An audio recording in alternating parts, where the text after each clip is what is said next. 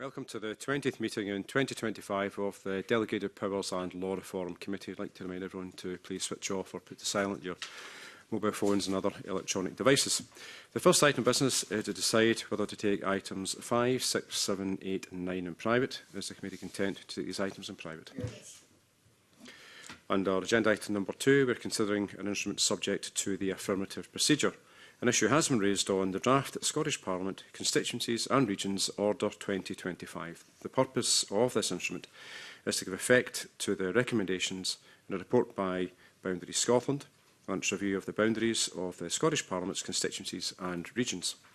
The committee asked the Scottish Government about an issue arising in the instrument's preamble, which suggests that both the draft order and the report require approval by the resolution in the Parliament.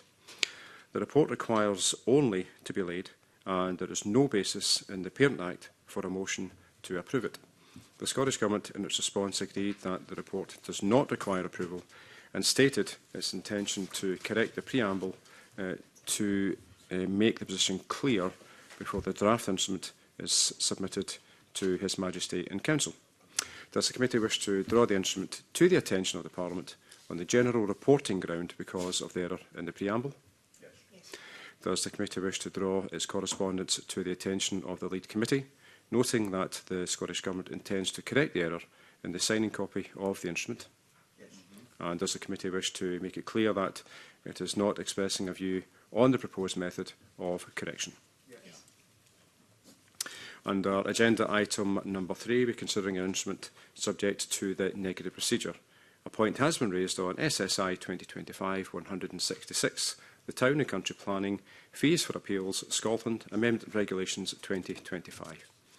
The amending instrument is intended to correct errors identified by the Scottish Government in SSI 2025-124, the Town and Country Planning Fees for Appeals Scotland Regulations. Section 28.2 of the Interpretation and Legislative Reform Scotland Act 2010 requires that a negative instrument must be laid before the Scottish Parliament at least 28 days before it comes into force.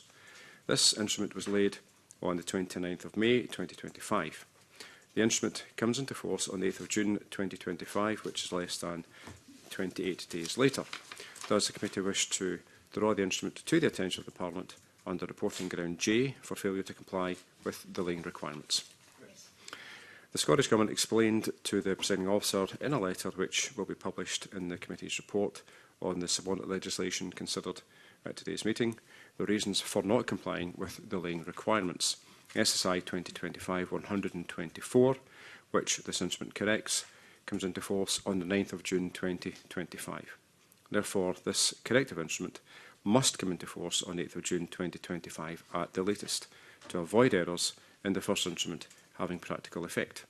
Is the committee satisfied with the reasons given for the failure to comply with delaying requirements? Under agenda item number 4, we're considering an instrument not subject to any parliamentary procedure.